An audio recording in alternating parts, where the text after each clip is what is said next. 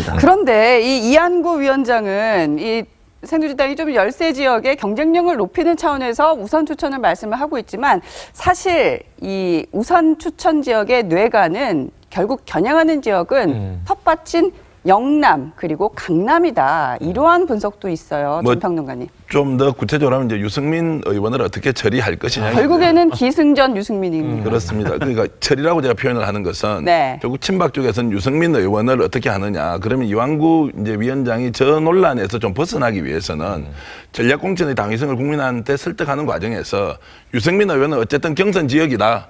뭐 대구에 예를 들면 김상훈 의원 지역구 이런 사람이 있습니다. 나름대로 열심히 이런 데는 경선 지역이다.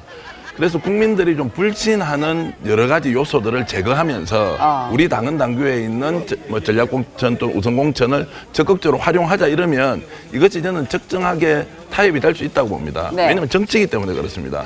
국회의원 개인은 자신의 엄격한 도덕률을 지키는 것이 국민에게 필요한 의무사항이지만 현실의 이제 정치라는 것은 결국 사적 이익이 어느 정도 공적 이익으로 포장되느냐. 네. 그것이 자기 세력의 문제이고 정당의 문제이고 더 크게 보면 정치 전반의 문제라고 보면 네. 그 부분에 대해서 내가 이런 목표를 가지고 행동을 하겠다는 것은 저는 정당하다고 보고요. 네. 문제는 그 정당한 행동이 국민들로 하여금 공감을 이끌어내는 것이 뭐냐. 네. 그러면 상대가 가장 약하게 계속 지적하고 있는 그 부분에 대해서 답을 주는 겁니다. 유승민 문제 어떻게 할 것이냐. 이한구 의원이 시원하게 이야기하면 이 문제는 잠잠해지면서 그러면 어느 지역을 정말 우선공천 지역으로 가서 네. 이번 총선의 승리로 이끌 것이냐. 이렇게 논의가 진전이 되는 것 아니겠습니까?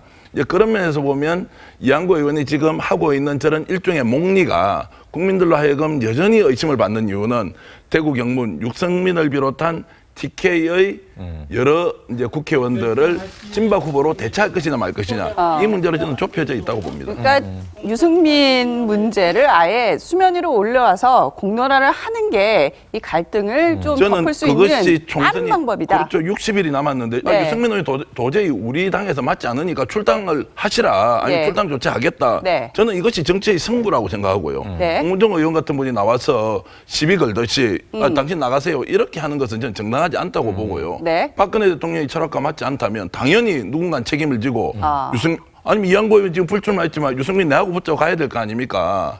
그래서 이렇게 좀 명쾌하게 정리해줘야만이 아하. 좀 여당도 좀 질서 있게 총선 채비를 좀 갖출 수 있는 거 아니냐 이런 말씀을 드리고 지금은 싶네요. 좀 변죽을 올린다는 그런 느낌도 맞아요. 드는데요. 최영일 평론가님. 네. 그런데 지금